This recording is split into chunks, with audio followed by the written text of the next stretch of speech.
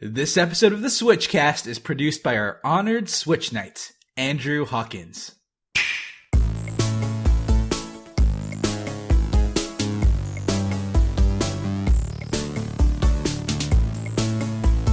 Hey everyone, I'm KC. And I'm JV. And this is the SwitchCast, the podcast for the Switch enthusiast.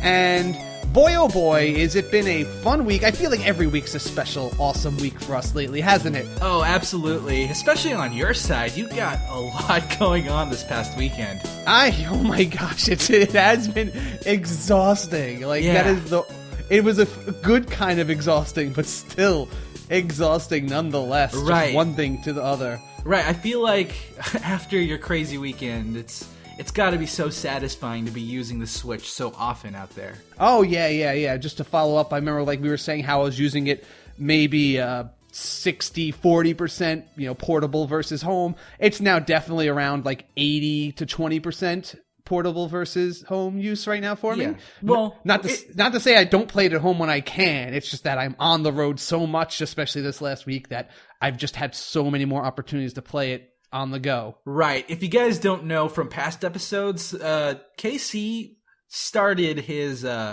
monthly SwitchFest last Thursday. And yes, that went on. And immediately after that, he transitioned into a big PAX East panel event. So, big weekend. How did it go, KC? Yeah.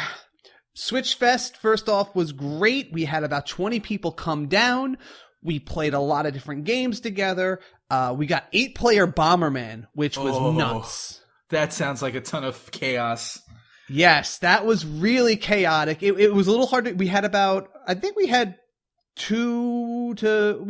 we had 4 switches set up there and 2 players per switch. Okay, that's pretty good. Yeah, no, it was pretty good. And, they didn't want to play the revenge mode, which is, when you can, after you die, you get to go, do stuff on the sidelines, which I would say is almost a must-have for 8 players, because if you mess up in those first 5 seconds, it's kind of boring to just stand there. Right. But they didn't want to play that? No, they didn't want to play that because I think people get a little too competitive, oh no, I don't want to lose because someone just got salty about me, but that's half the fun. Who cares? Yeah, that is. It's 8 players. You're not going to be competitive about it. And I do feel like it's a bit of a balancing mechanic. Yeah. It's just fun. Just gives me something to do, even if I've lost. Yeah. So that's my main. But no, it really works pretty well considering, how many players are in such a tight space. Getting used to, looking at that, it's a small screen for 8 players, even if, they're all in that one thing there. But right. you get used to it. It was pretty good. We were all, around a big table in the huddled together.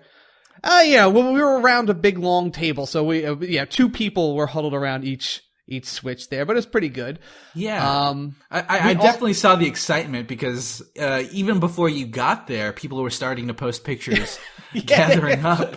They started awesome. Without me. They just they got there about an hour before I even showed up just because, I don't know, I guess people got off of work and they hung out. And yeah, they just couldn't wait, which is fine. It's the first time I really got to dig into some 1-2 Switch. Oh, okay. I don't know if you actually got to play that yet. Did you buy that? I forget. No, I have not picked it up yet. It's one of those games that I'm probably going to GameFly when that becomes available.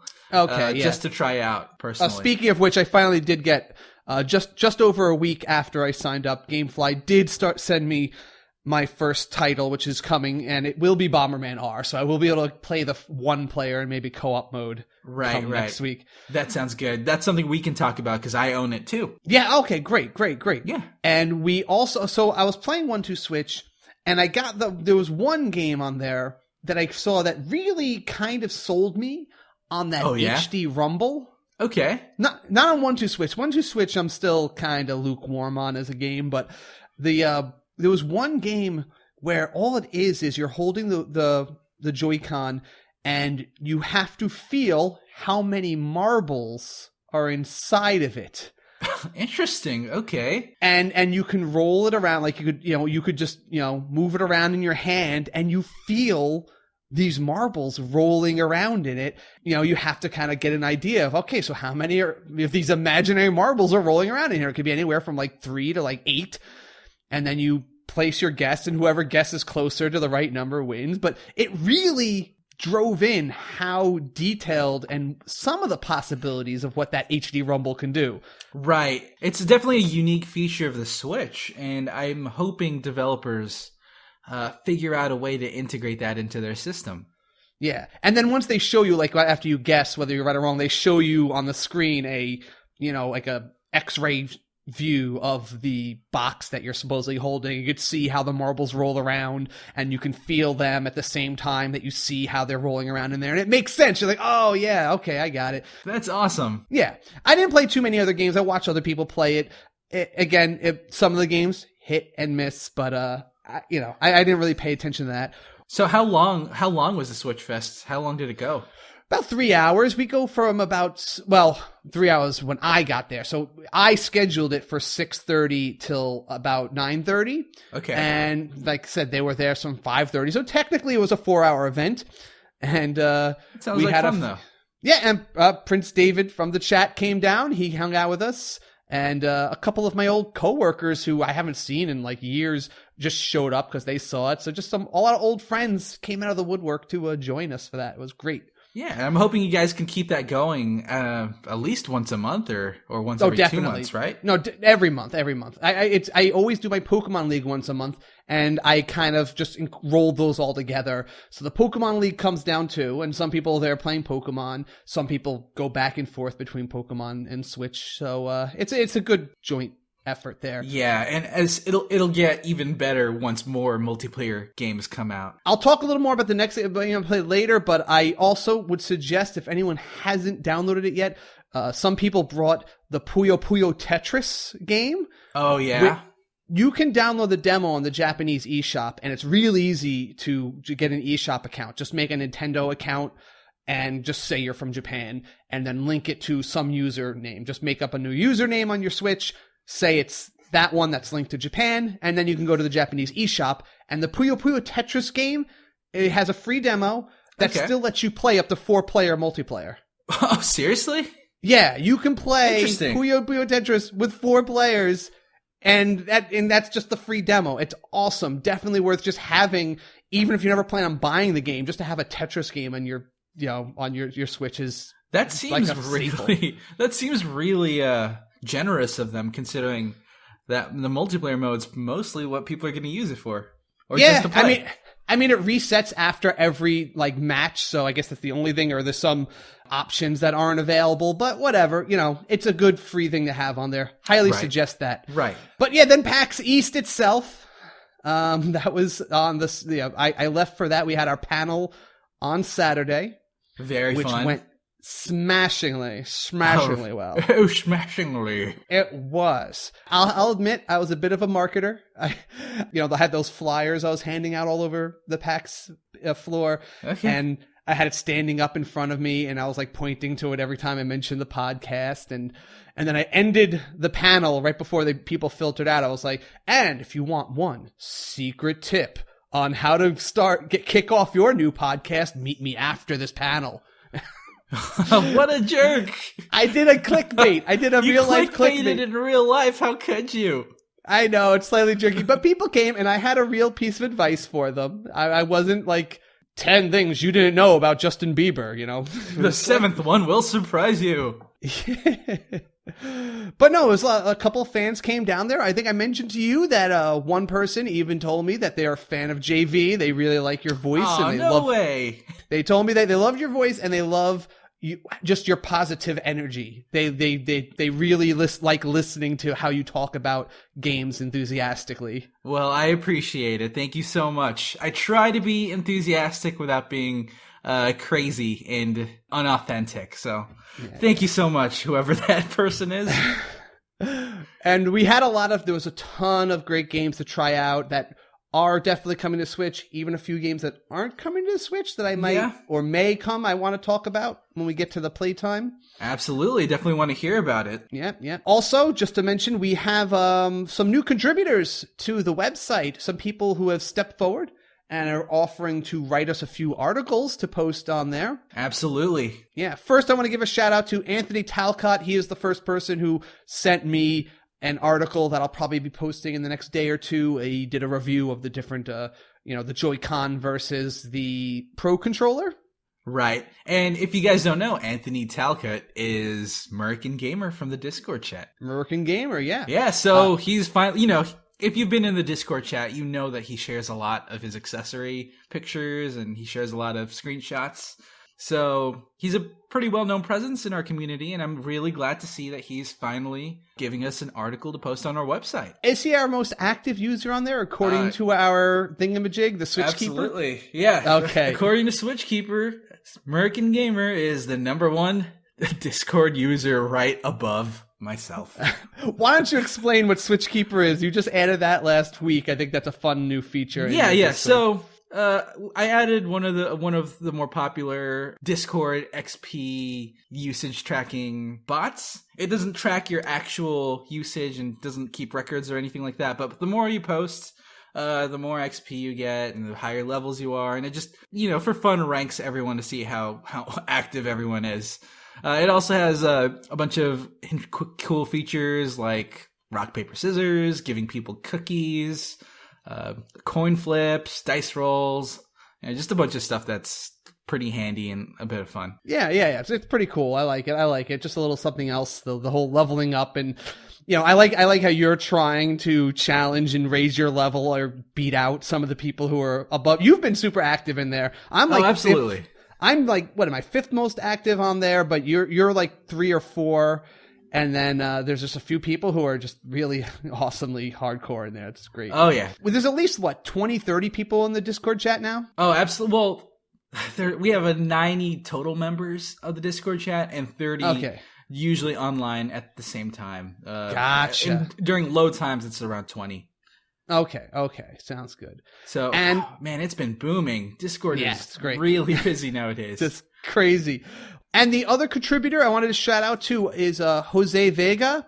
He has his own blog where he writes some I was really attracted to his writing style. I think he has a good talent, and he has offered to let us post his reviews on our site. So we'll be linking to both his blog on ours if you like it. And he reviews other stuff as well. Like he did a Pokemon Sun and Moon review on his site, and we'll probably be posting his Shovel Knight review pretty soon. Absolutely. And I'm just very happy to have him on board and part of the team, and I look forward to seeing more stuff from him in the future. Definitely keep an eye out for those articles coming up, and let us know what you think. Yeah. And I wanted to ask you, actually, because this came up for me the first time. I had my first technical difficulty with my Switch this week. Oh, well, I guess technically I did too. I want to hear what yours is about. I was playing on my lunch break and it just froze on me. Yeah, like I was able to, for a little while, I was able to bring up the sub menu, like the home menu, the mini home menu where I could just change the brightness and stuff. And I was doing that and then it just wouldn't go away. And then I couldn't do anything on that. And then just Zelda was playing in the background and I couldn't turn it off. And I couldn't do anything. Did you just hard reset the Switch? I tried first. It didn't hard reset at first either. I could not do anything. And then maybe after like a couple of minutes, it finally took. I was able to hard reset it. So it was a weird couple of minutes. I was a little worried that I would just have to drain the battery before it turned off. But it eventually clicked. So my first little problem, not a big deal. It might just be a software thing. I imagine they could patch if it happens to more people. Right. So on my side, it was a pretty standard freezing issue. I was playing Zelda, handheld mode, so not plugged into the dock. Just kept playing it, and then it chugged for a second and froze. Okay, so similar to me. Yeah, a little similar. The thing is, I was able to just hold down the power button, and it hard reset as expected. Okay. And then once I turned it back on, it started working just fine. Okay, yeah. Like I said, out of all the hours I've put into it, that was the only technical issue I've seen so far. Right, and honestly, this type of stuff happens to consoles all the time. I've had my Xbox One for a while, and it crashes and forces reboots all the time. Same with my PS4 and my most recently new PS4 Pro. It sometimes just boots you out of the app and you have to start over a bunch. So these types of technical difficulties aren't really surprising. They're pretty standard, and I don't think it's anything that should be widespread or called doom and gloom of Switch launches. Yeah. And we'll mention more. Some people asked us about that in the community pulse, so we'll just skip along and dive into our playtime here. All right, let's do it. Yep.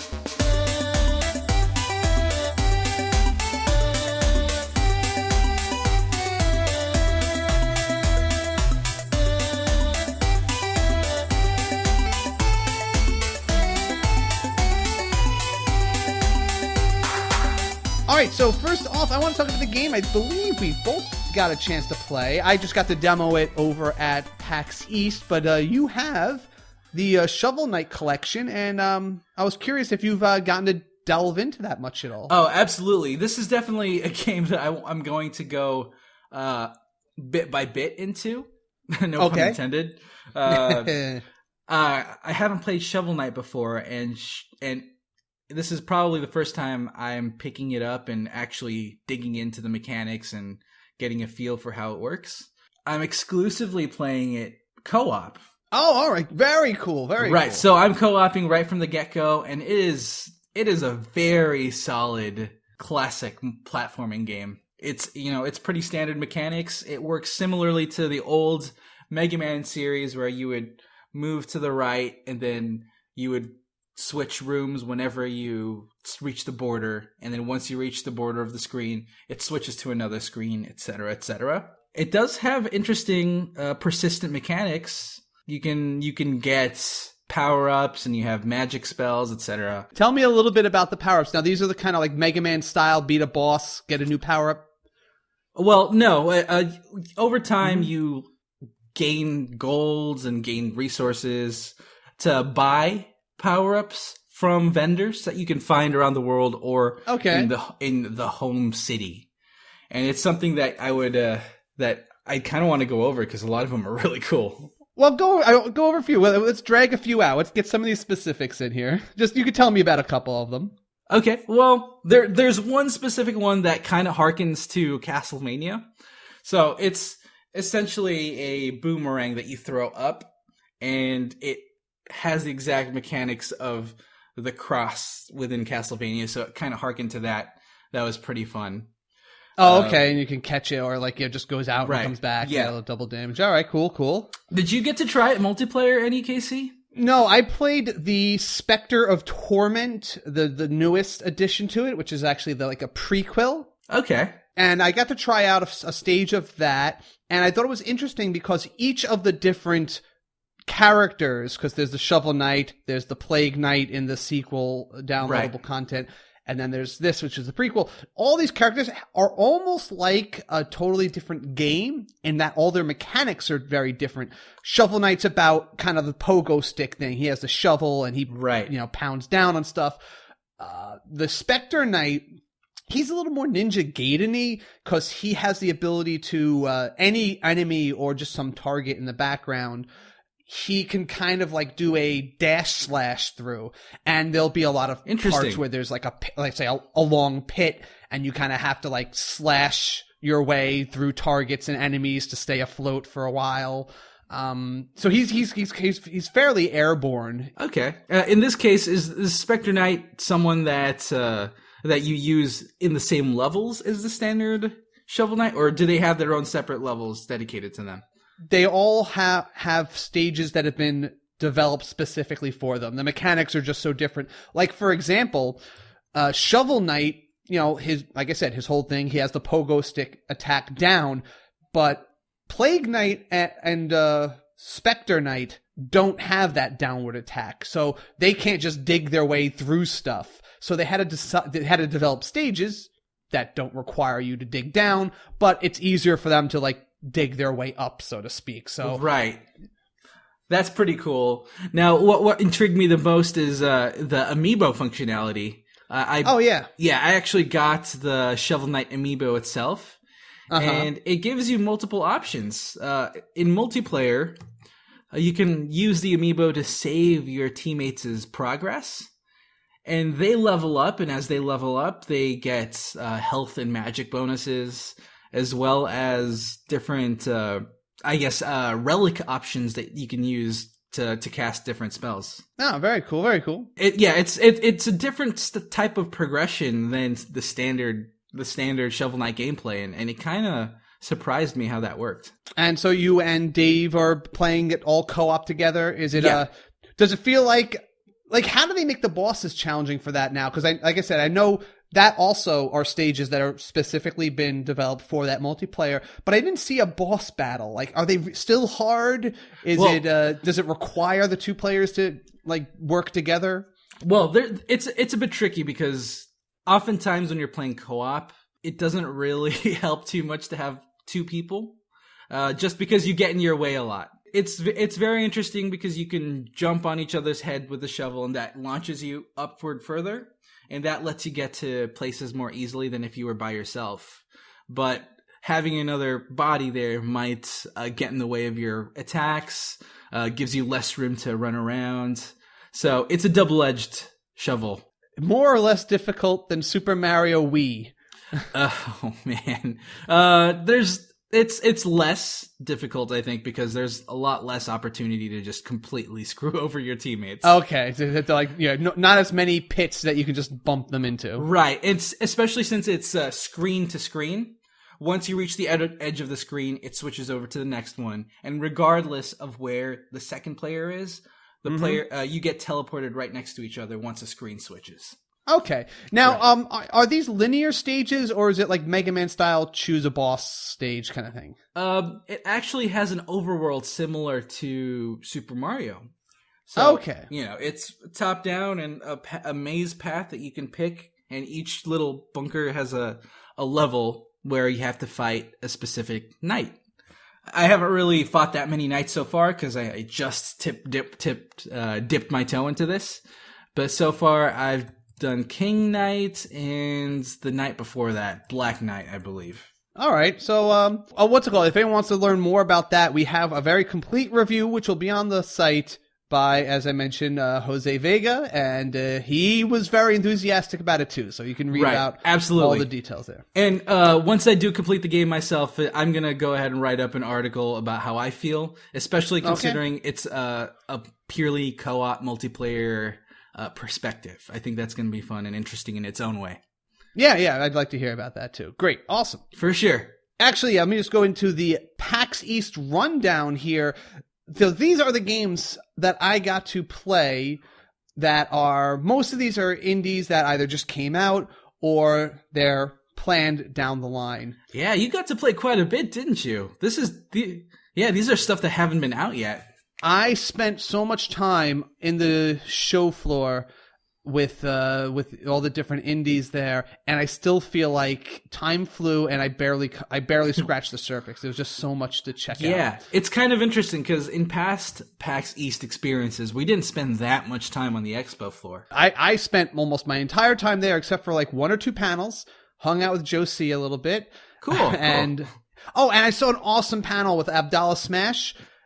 People might remember him from one of our episodes on the, I think that was third-party games. Absolutely. And Abdallah had an amazing panel, like a whole room. It was just him doing a lecture in front of like one of the big rooms on how to become a pro YouTuber. So it was almost like our panel on podcasting, but much more popular and for YouTube. Well, it's YouTube, so people care about making their own YouTube videos. Yeah, instead of a podcast. I think podcasting requires a bit more dedication for some reason. He had a lottery for the. He was giving out a couple of things, and one of the prizes was one of those streaming cards, like an Elgato. Oh wow! Yeah, I'm impressed. And I was like, oh, if I won that would be so great to take that home and just be able to like, all right, I'm gonna start YouTubing now. But yeah, not quite. Absolutely. It's a great entry point into making content and having a really easy platform to share it with. All right, so I'm going to hit these up as fast as I can and get all the key points. All right, so the first thing I actually really want to hear about is Blaster Master Zero. Blaster Master Zero, really nice update from the original game. I didn't even know there were other Blaster Masters, actually, other than the original, but apparently it's a whole series. Yep, apparently. I did not know. They definitely improved on a lot of little things. I remember not only a well, you start off the game and it feels like you're in the original game. Like it has the same kind of starting zone that you're in, but it slowly changes as you go there. It has this cool dynamic time of day effect. It's just whether you location based, but it's really cool. You're driving along and all of a sudden the sun sets and your headlights are on.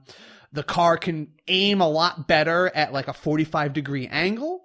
It controls real nice. Like it feels like heavy, which was one of the things. It was a little wobbly in the first game, but it feels nice. Like when you jump and when you pick up speed, you kind of feel the weight of this cool dune buggy tank as you're going along. And they really emphasize the jumping back and forth between, on foot and in the tank. Like there's a lot of places where you get out and you're going to have to platform on foot for a little bit, and then you hit a new platform that just summons the I forget the name of it. It's like Sophia the Third is the name of the tank. Is it really? Yeah, it's Sophia is the name of it. That's pretty clever. Yeah. And I actually, I remember when I played the first game, the top-down parts were some of the biggest drags, but they fixed it with a few really important little additions. Like before, you just got power-ups, and every level of it was a new type of attack, and you probably, for some bosses, you just wanted to have the best one possible, and that's it. Everything else was kind of inferior to that. But in here, what they do is basically every power-up you get increases the options you have of different weapons. Like at first it's just like, okay, now I can shoot further, and then you might have like a wave or a spread shot. Eventually you can unlock a pierce shot that doesn't, it kind of like goes through enemies that it damages. Right. And even if I got like 10 power-ups for one of the bosses I was at, that pierce shot was just like the best thing, because it just kept spouting these like little minions. So it was a good tactic just to like say, you know what, I have 10 powers, but I didn't want power up number 4, and I could use that gun against it. And even if I took a few hits, I could still reliably use that. So it was a lot of options with the weaponry in there, and it just controlled a lot tighter, and a lot of cool power-ups for the car. I got to try out 1 or 2 power-ups for the car, a lot more emphasis on that. But yeah, it was overall really hyped, and I got to fight one good boss, and I'm looking forward to I'm going to have to try this out in the near future. But okay, Has-Been Heroes, all I can say about that, I didn't really get the controls. Yeah, it definitely takes some getting used to, and I was lucky enough to be able to sit down with it for about a good 10-15 minutes. That's definitely necessary. I was rushing around between the different stops, and I didn't want, there a line of people behind me, and it's not a knock on the game. It's just a steep learning curve, I'll definitely say. And I know that you love the game after you got, a hang of it, right? Well, I can't say that I necessarily love the game, but I appreciated the game more once I got more of a knack of the controls. I haven't really played it enough to be able to say if I really like it or not, but okay. I feel like you definitely have to sit down and see how this game goes over time. All right, we'll try to get you a review copy of that so you can give us a little more feedback. But yeah, absolutely. I just don't think the control style was like quite clicking with me. Right. And I know when I was demoing Has-Been Heroes at PAX South, this particular control issue was it was pretty widespread. Most people share that same sentiment, and you could definitely see the exhibitors were aware that the controls are a big thing for them. Yeah. I'm surprised there wasn't a more detailed tutorial or a slower pace. Like I think it needs a little. Maybe there was, and they just didn't start me on that. But I feel like it possibly needs a more detailed tutorial, because even though it was telling me press A now to switch characters or press B, I didn't feel like I knew why I was pressing that or what. I did not feel after whatever instructions it gave me, I knew anything that I had just done. Right, and this is a game I definitely want to give a shot to. It's an indie game, and Nintendo's really giving this game particular attention. So I want to see what it's all about, and if I get the full game in my hands, it's something I'm gonna share my experience with you guys. All right, Dandara. This was a game I was really intrigued by what I saw in the Nindies showcase presentation. Now that I got my hands on it, I'm sold. This is really cool. This is a game where Yeah, no, this is really cool. So it is a Metroid style of game with exploration. Yeah, Metroidvania. But so your character is, I guess, some sort of psychic with like energy powers, but you don't walk in this game.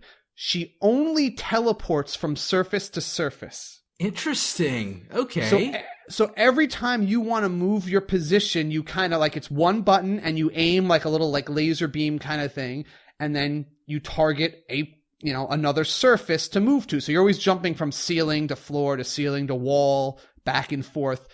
And if you want to fire at enemies, you stay still and then you charge up and you shoot a little ball. And so you have to kind of position yourself, know how much time you have before maybe some, hazard flies at you. And then you have to kind of jump, shoot, because you can't just run. And it's a very interesting challenge to deal with, not having that basic mobility style that you're used to. Right. And, I'm looking at the videos that they released of the indie, in the indie showcase. Uh-huh. And the game seems pretty fast paced. I don't know if it can be. I don't know if it works that way. It's not generally. I mean, I did feel like I was exploring.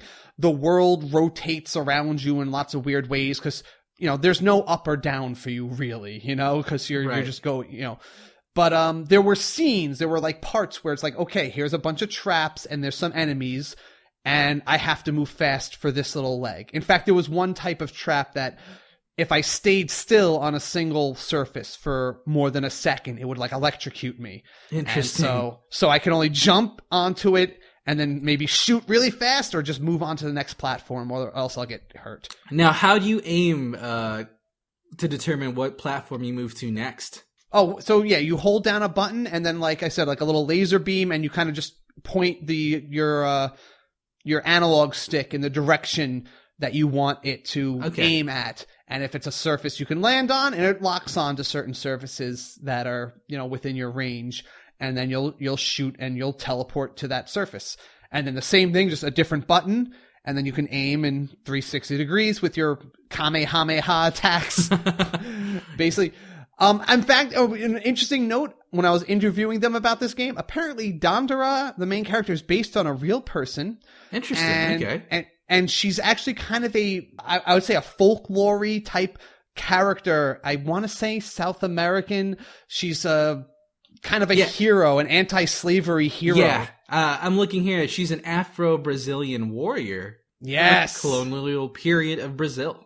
Very cool. And I was like, wow. And so like this game is actually kind of like a weird cyber punk twist on her original story.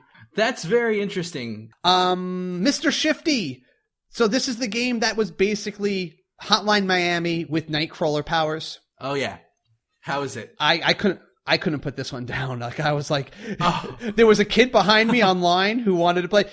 But he told me, he's like, it's okay, man. I was here all day yesterday playing it. Just, I know what it's like. Keep going. He's like giving me tips because he apparently like played it to like the 20th stage. That's awesome. This is definitely something that you're going to get? Oh, there's a lot of options. It's definitely a high contender in that it's a game I liked and it's good action compared to a lot of the other games. So yeah, there's a lot of interesting stuff. So you're in a building and you're trying to get up to the top to take out whatever boss guy, and they're trying to capture you because you have these little teleportation powers. And so as you're running around in these top-down maps, you could see who's on the other side of walls and stuff. And you always have a little dot, that's maybe like, 5 or 10 feet in front of you. And when you hit the button, you teleport to it.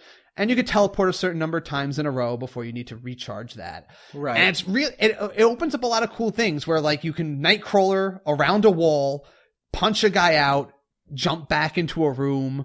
I had fun because there's a lot of these like proximity mines on the floors in some of the stages. So if you teleport into them, you'll die? Well, not because they don't blow up instantly. So you can pick them up, teleport into another room, throw them on somebody, and then teleport back while that room's now exploding. You just disappeared. That's pretty cool. It's a one-shot kill game where you die in one shot. Most enemies die in one shot also. You got to pay attention because they do call for reinforcements if you don't stealthily take out guys. And it's very easy for you to think you have control of a map, and then all of a sudden, they got me from every angle. Yeah. Even when you can teleport, you can't teleport out of a swarm. Yeah, and like it just takes one good shot, and you could teleport right into a shotgun blast. And you don't teleport super far. You only teleport maybe like I said, 5 or 10 feet. So if you need to have a few jumps in you. And there's even sections where there's parts that take away your power, so you have to kind of walk without that. Yeah. Interesting. Okay. It definitely looks fast-paced and a ton of fun. Yeah, a lot of thought-provoking strategies to it, too, and a lot of ways to take on certain stages. Yeah, I'm definitely excited to see this on the Switch when it comes out. Snake Pass, coming to the last of the actual Nindy games I played. This was another game that was a little hard for me to grasp control-wise. It looks like a very simple, kind of like a young person's game, I would say. Not like a kiddie, right. But it has a cute kind of vibe to it. And you're the snake, and you have to kind of find out ways to slither your way to certain goals. But the controls, it's like mastering a marionette. There's like the right shoulder button moves you forward. The left shoulder button lets you grip with whatever your tail's wrapped around. You have a button to raise your head up if you want to like go over objects or try to grab onto things above you, and it's very ambidextrous. Like you have to know how to control all sides of the snake. Basically, there's just a lot of moving parts, and I'm sure if I played this for like an hour, it would come second nature, and then I would just be wrapping around stuff like nothing. But it takes some real getting used to what the physics of this snake are. So right, and that's really the biggest appeal that this game is promoting. The snake physics look very detailed, and I'm sure the control scheme accounts for that.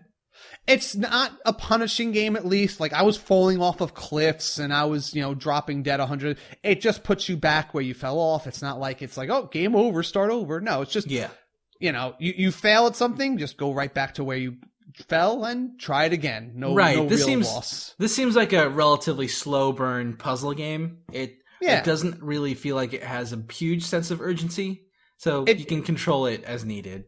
It also has an easy to turn on easy mode whenever you want, where if you just hit like the Y button, a little bird comes and picks up your tail, basically making you a shorter snake that's a lot easier to control with a little bird friend who kind of helps you out. Okay, but that's cool. You could switch that off and on anytime. You just hit Y and the bird lets go, and you're back to normal, and you turn it on. If like, no, I can't get up this hill. I don't know. Bird, help me out.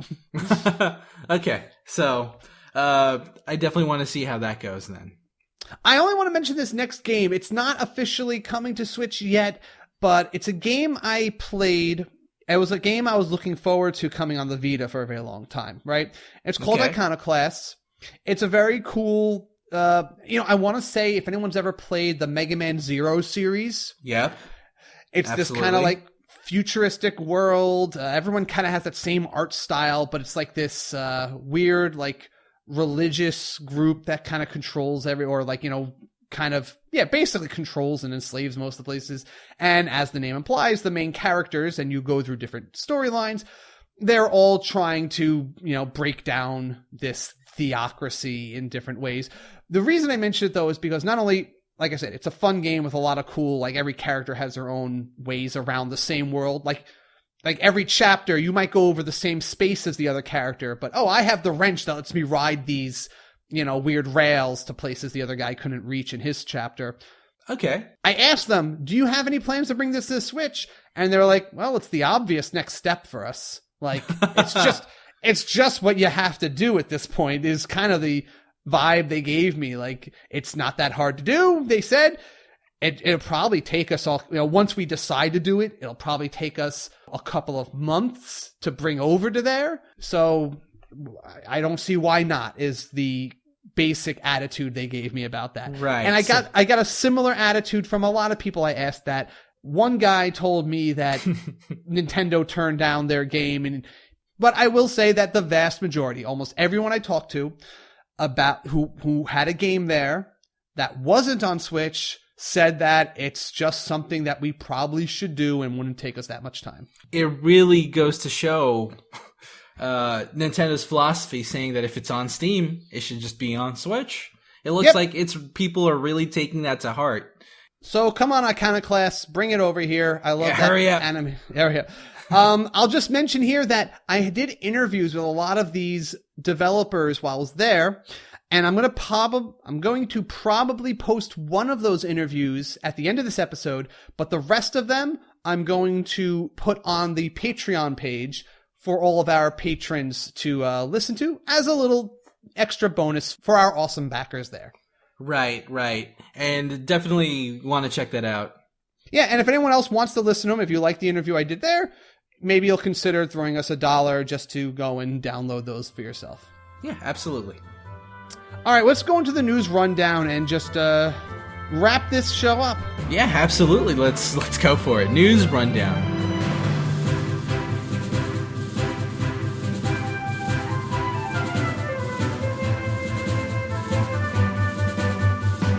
Okay, so kind of related to what we were talking about earlier in the episode, we both ran into small technical problems, but nothing game-breaking. But you might not think that it was only a few people if you listen to kind of people, the level of complaints on the internet. Is that fair to say? Yeah, it seems like it's pretty widespread, but at this point, I'm not really giving too much credence to all the doom and gloom statements that people are having out there.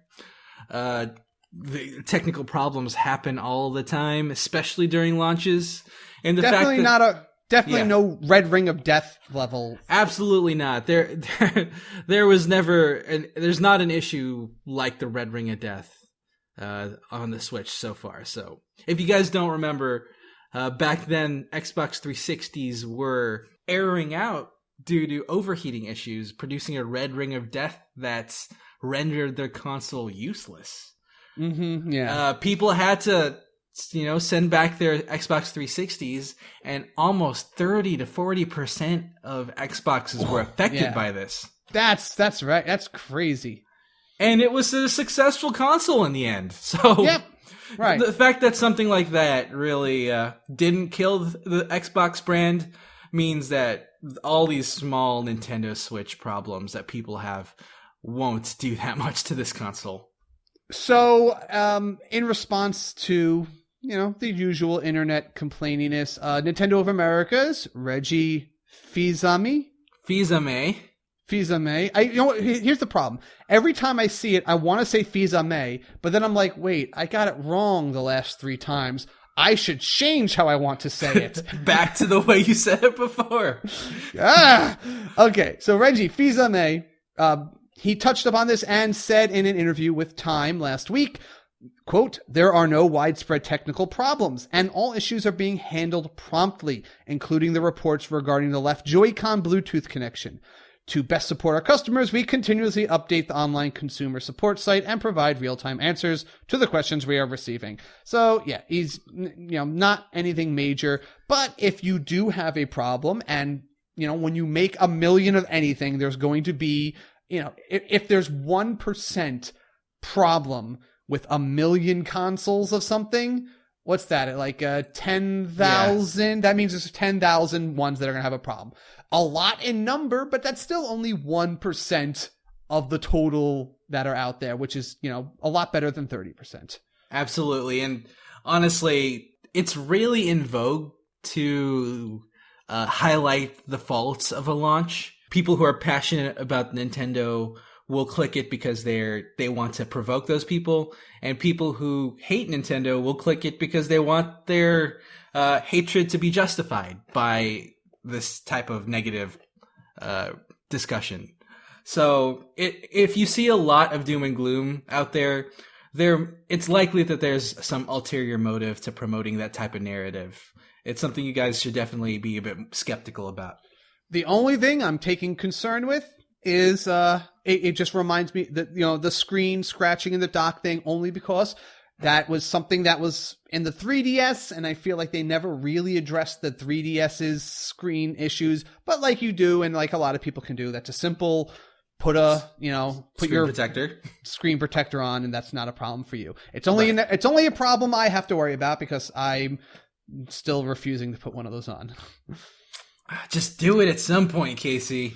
Maybe not. We'll see. Right. Super Bomberman R is the best selling of the series in 20 years. Well, to be fair, they haven't really released a new big Bomberman game for quite a while. But I have to hand it to them. The fact that it's the best seller in 20 years is still an accomplishment, and I can say Super Bomberman R is a solid entry in the series. And it's just good to have that action back in the game. It was one of my favorite games on Super Nintendo. It's one of those staples. I had the 4-player adapter. Some of my favorite multiplayer memories are playing that for hours and hours and hours on end. And I'm just glad they brought back in with 8 players and just so much easier. The way that I can play this with other people at a SwitchFest or anywhere is just extremely exciting, and I'm happy it's successful. And here's the thing, though: they specified that the Bomberman success will kind of be a litmus test for Konami to bring back or revive other franchises. Yes, right. That's a very good sign because Konami holds the license to a lot of really good franchises. So I'm hoping seeing the popularity of Super Bomberman R on the Switch would goad them into bringing those franchises back.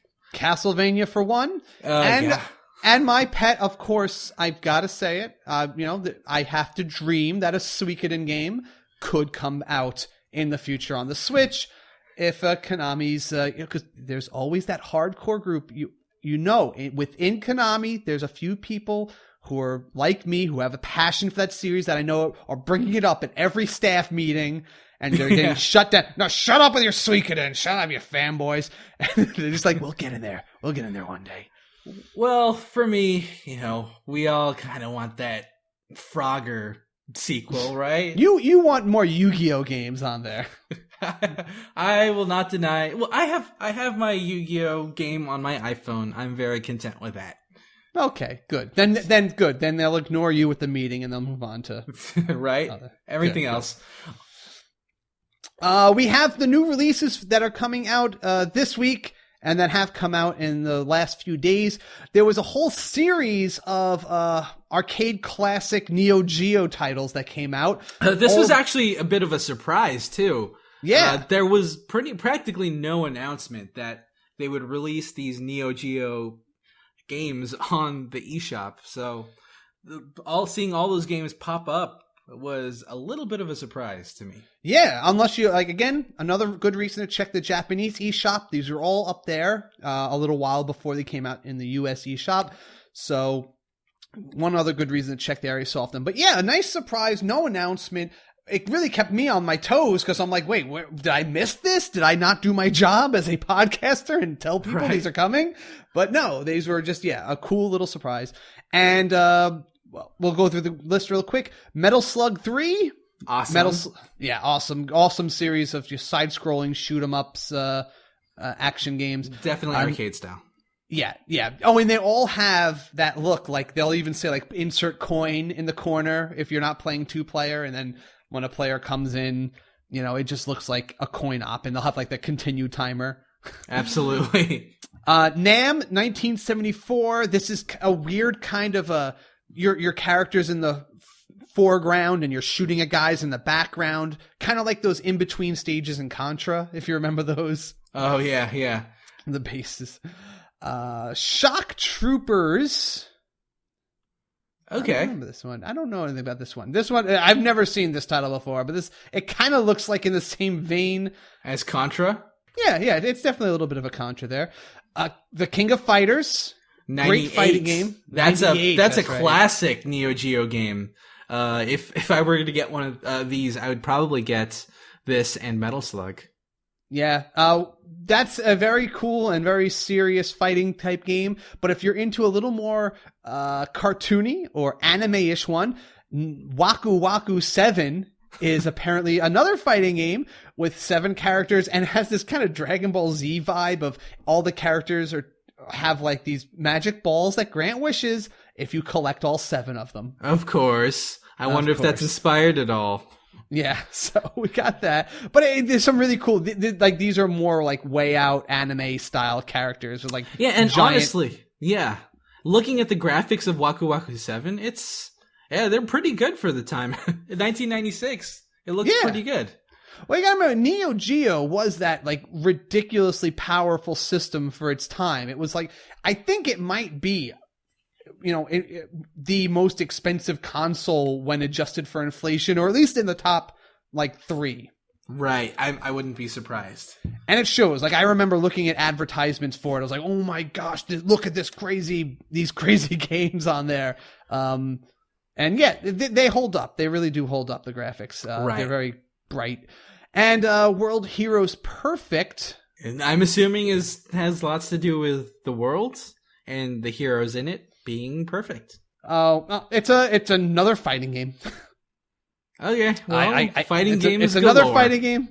Do you have your options? All of these do have local 2-player multiplayer, and it sounds like they also offer an online like score challenge if you care about that. But local 2-player multiplayer, that's awesome to have. Any one of these is a nice addition, especially for $8 if you just want a good local 2-player multiplayer game to run. Right, and the fact that they can support local 2-player multiplayer means you can share the joy with each one of these games. Yeah. It'd be great to show off that type of gameplay on the go, so definitely consider that for its functionality. These are, if it wasn't for the fact that Street Fighter has the online multiplayer, I still might get one of these because I'm way more attracted to the art style of a game like Waku Waku 7. I might pick that up because I'm way more attracted to that more, bright animated style than the serious Street Fighter graphics. And even King of Fighters is pretty, cool looking to me. Absolutely. Also, World of Goo, which is, if a lot of people should know that, it's a puzzle goo game where you build stuff with slime. Right. It's mostly a physics puzzle type game, and it's similar to those bridge games that you make, but exactly, with more mechanics added onto that. Little Inferno. I still know nothing about this game. I know we've mentioned it a couple of times. It was launched in the Wii a while back. It's definitely a weird game. You essentially get a bunch of stuff and throw it into an Inferno and see what different combinations you can make for more stuff. It's hard to describe what it is, and it's something that you'd really have to just watch a video to understand. Human Resource Machine, which looks like this weird, bleak kind of puzzle game where you have to program office workers to move and act in ways that solve, problems for you. Yeah, and the company that makes these games, what was the name of the company? So the company that makes these games, Tomorrow Corporation, most of the games have this bleak, almost dystopian art style to them, so They have a niche and they're sticking to it. Binding of Isaac Rebirth Plus, that's the big one here. That's a $40 game, and that's just, I've never played the Binding of Isaac, but this is the one people were super hyped to hear about coming on there.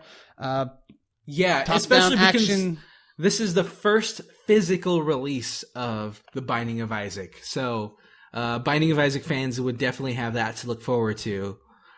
It's also noteworthy to say it comes with a sticker pack inside of the case. If you like Binding of Isaac a lot and you want BOI stickers, this is something you might want to consider. True, and it's worth noting that is the only of the physical releases that I've... everything else here is on the eShop, so you can just go and download that right now as you're listening to this podcast.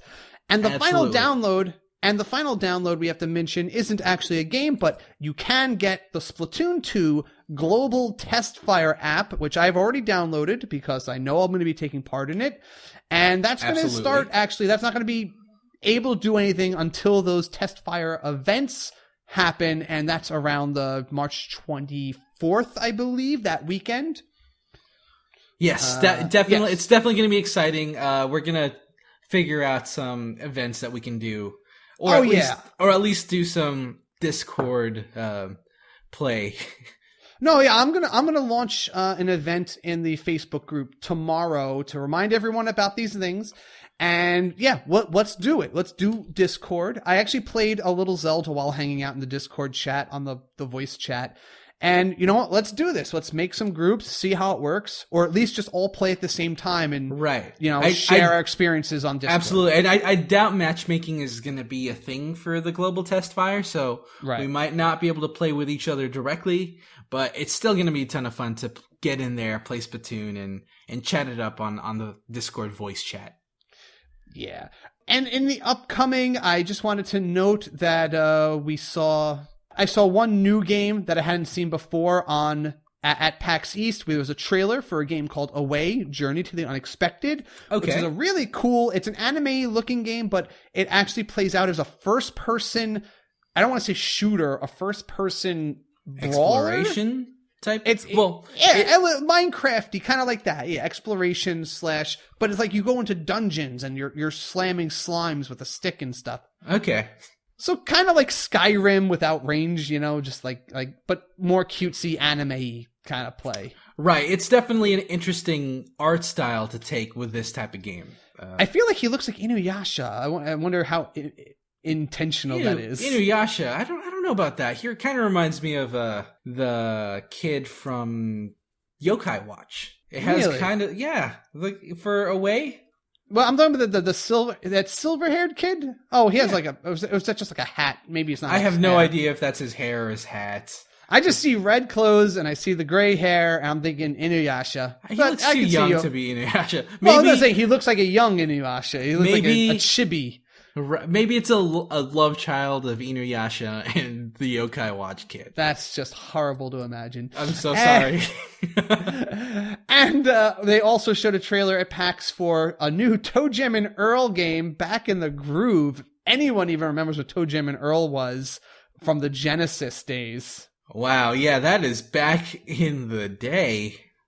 That was I haven't heard that name in a while. That was a roguelike with randomly generated stages and with these weird characters who are aliens, and it was a very, very bad game for the Genesis. It was not a good game, but it was known because it had these weird characters and a interesting style with attitude. And anyway, they brought it back, and it's coming to Switch, and there's a trailer for it that you can check out. I'll leave a link to, and man, it's modernized, and I don't know if it's going to be good or not, but I'll look at it. That's all. Yeah, something to consider. All right, let's hit the community pulse and wrap this show up. Okay, let's go for it.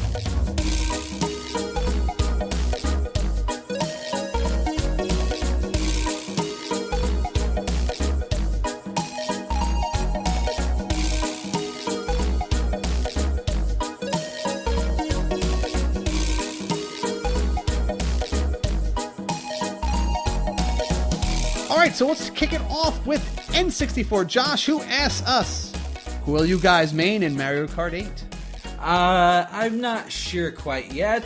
I've always been the type of person to play the heavier characters, the higher top speed, harder to turn. But if you get those turns and get the high speed, you're going to really go. So maybe someone like Donkey Kong. I'm Dry Bones. I'm always Dry Bones if he's in there. Is he even in this one now? I don't know if he's in. He is, actually. He absolutely is. So there you go, Dry Bones. I like skeletons. I think they're cool. I'm very anti-zombie, but pro-skeleton. So you'd be a skeleton necromancer as opposed to an infectious zombie supporter? Yeah, no, zombies are they're just skeletons are so much cleaner. It's like we got down to what the undead really is at their heart, and we don't need this stupid, disgusting flesh stuff on us. It's just we're clean, uniform, we're not oh, this guy has a hanging eyeball, this guy's missing a limb, It's like we look like an army when we're a bunch of skeletons. That's how a necromancer army should look. Okay, so you're saying skeletons equal army, group of zombies equal nasty horde. they're just a mob of, rioters. They're nothing, okay? Yeah. All right. Okay, dry bones for you then. You could see that I've thought this very deeply through in a way that totally is appropriate. Fair. So, Alistair Brandt said, do you think games like Baldur's Gate and Fallout will come to the Switch in the future? Well, we know for sure Skyrim's coming out. Yes. Older ones like Baldur's Gate. I mean, it really depends. I mean, I feel like I don't think the older ones will make it because it's built on an old engine, and I think they'd really have to work harder to bring it in.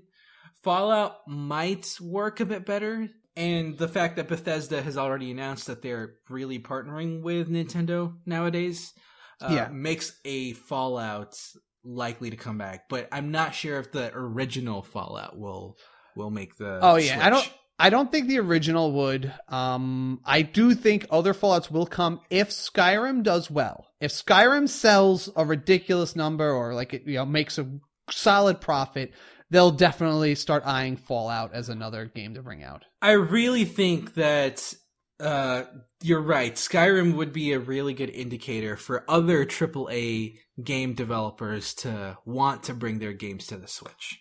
Yeah. So, Too Loud TX says, should they include 1-2 Switch with the console purchase like Wii Sports? This has been something we've talked about on and off a lot in the past. So, I mean, has your opinions solidified on this topic yet? I feel like people wouldn't be complaining about it quite as much if they did just have it as a console insert. Maybe give 5 or 10 games from 1-2 Switch that are really showcasing the features of the Switch itself and have it as a pack-in. I think that would be my opinion. Yeah, like less games, but just take the real the pinnacle gems the gems. Yeah, but I feel like it would also need like at least one longer form game. Like these are all very short, simple games, but it needs at least one thing. Like even Wii Sports had like the bowling game that you could play for a long time, and like even though most of the games were pretty fast, it had something that you could be like, all right, here's the game we're gonna play. And there's people who still today are just like mastering the bowling game or the baseball game on there because it just had a little bit of meat on it. Right. Nintendo Land had actually games that had multiple levels. The Metroid level had multiple stages that you can go through. Same with the Link, Zelda stages in that game. I think there really needed to be some sort of progression for a 1-2 Switch.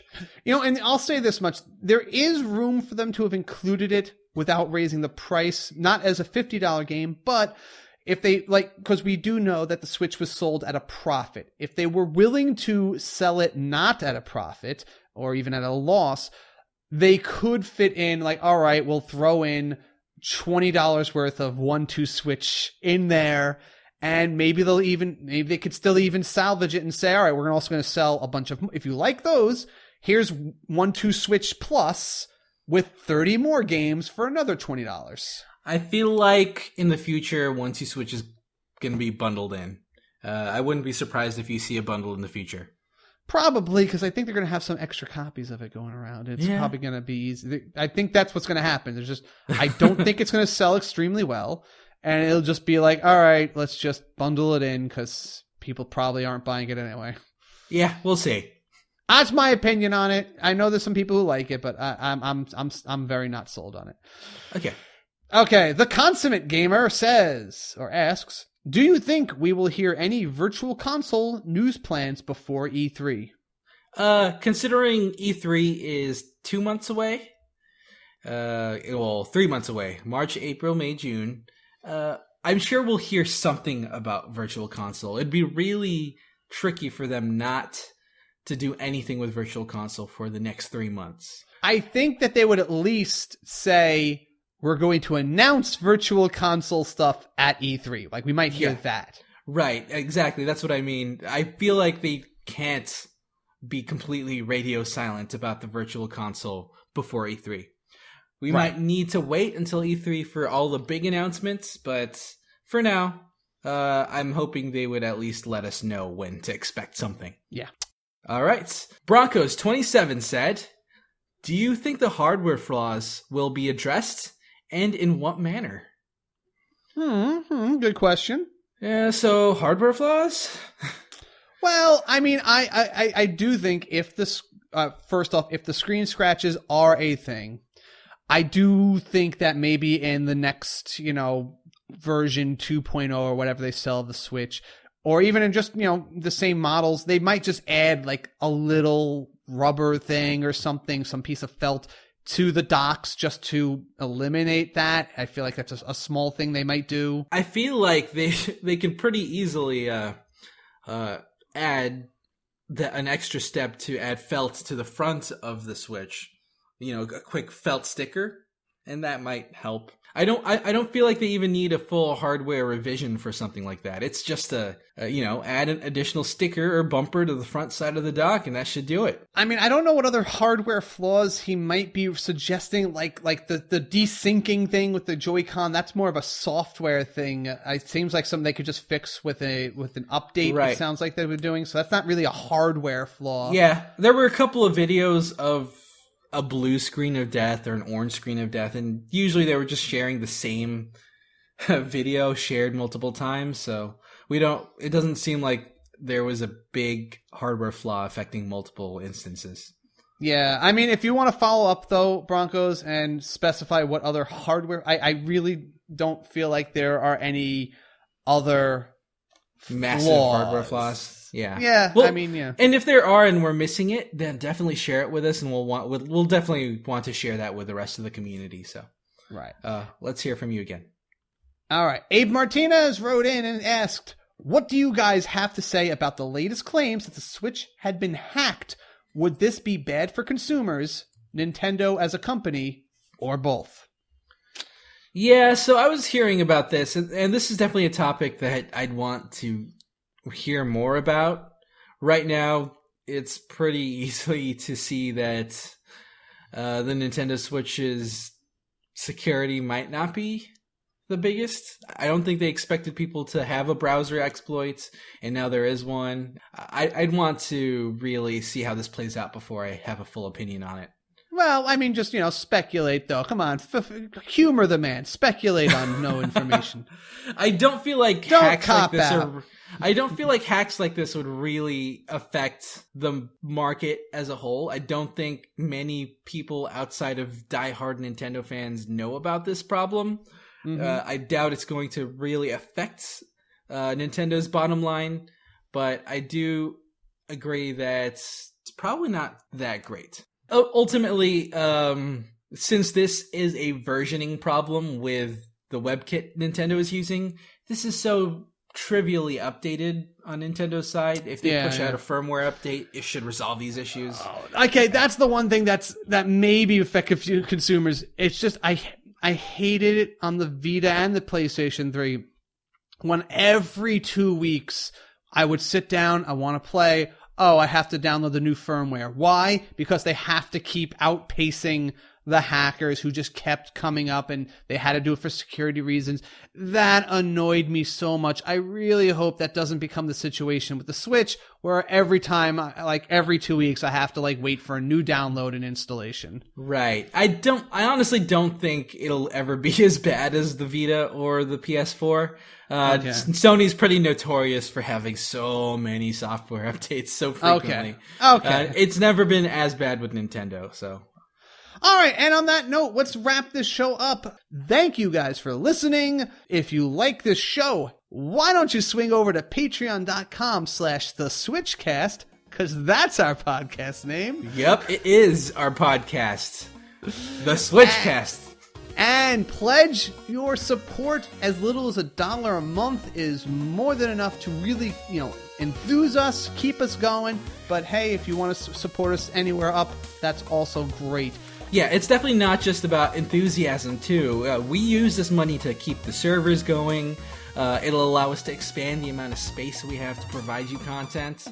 and it goes directly towards the projects that we provide for you guys. So yeah, I gotta note that this month alone, we already know we're going to go way beyond our bandwidth to upload new stuff, and we're going to have to go to the bigger plan because we just have so much podcast to give you guys. So we're going to have to go up to the bigger plan, and it helps if you guys pitch in and help us out to afford those bigger upload plans.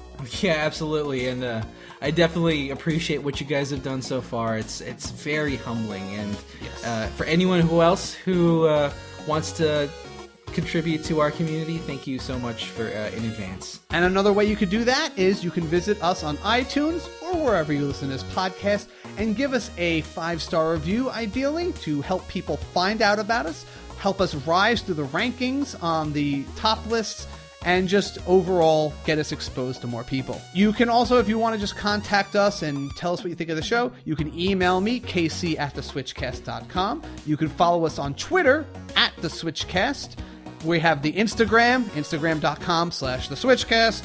And of course, we also have, if you want to befriend us on our Switches, you can we'll have a link to the SwitchCast friend list. And how many people are on that list now? I think it's like 90? A pretty decent amount, honestly. And until next time, switch it up.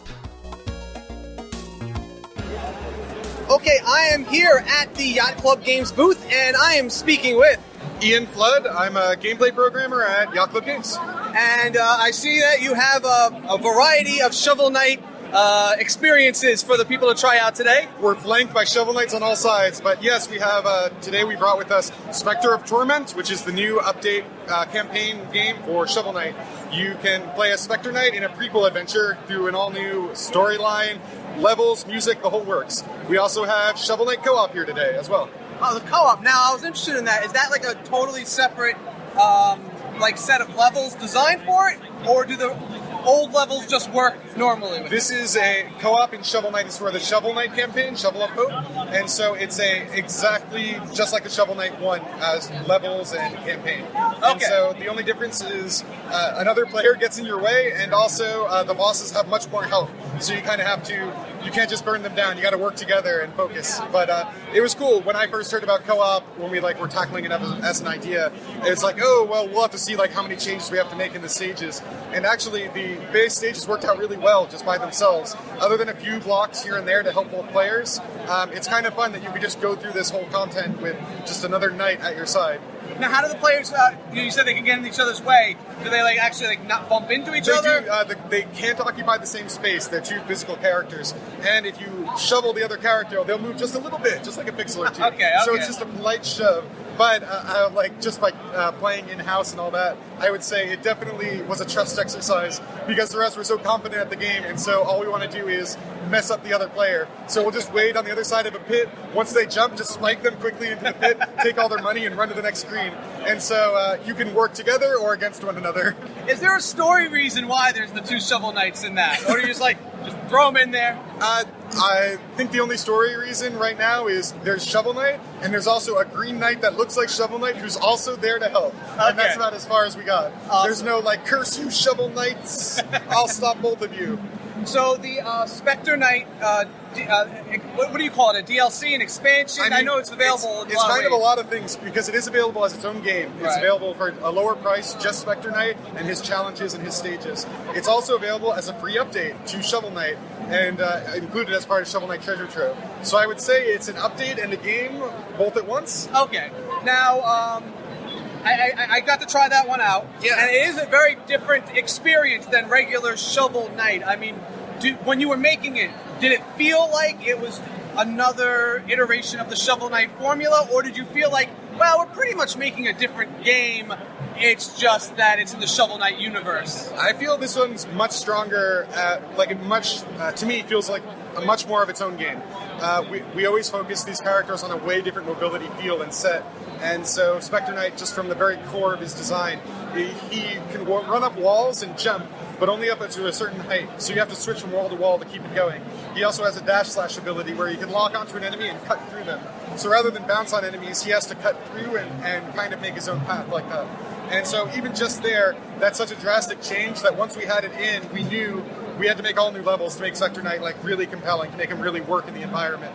And so at this point, when we're switching between all the characters just to test a feature or to put in a new thing, my brain needs a while to adjust. Like I'm playing as Shovel Knight trying to climb walls, or I'm playing as Plague Knight trying to like break out blocks by jumping. And so at that point, I would say those are like pretty different characters, and they could like.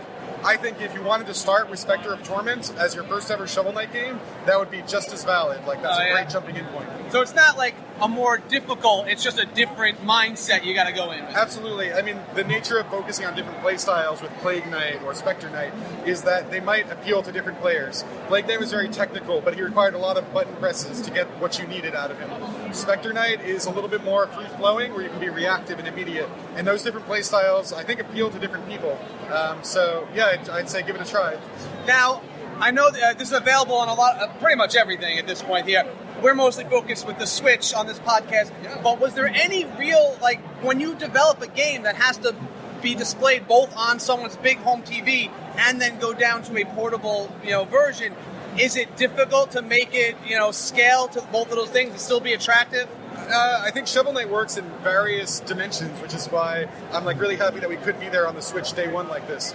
I mean, we already had the experience of something that was on the TV and also on a small handheld, in that the Shovel Knight launched on Wii U and 3DS. And so at that point, we're already aware that like Shovel Knight's a game you can like put in sleep mode and finish a level later, or it's a game you're like on the couch and like locked in for the long haul. So I would say at that point we were pretty ready for it, but still having the immediacy of just the convenience of the Switch has been pretty cool. Like when we were all like, the final hurrah of testing and things like that, it's like, okay, I better go test co-op back at my desk. I just like picked it up and like set it up at my desk and was able to play with 2 controllers. So I think the most immediately striking thing to me is just having the co-op there and ready. Like I could take it home and I could have a friend over and we could just play co-op without needing to like, get everything set up and synced. That supports the split, the Joy-Con share the Joy mode? That's right, yeah. You just need, each player can have their own Joy-Con, just take it off, and then you can play through Shovel Knight co-op with a drop of a hat.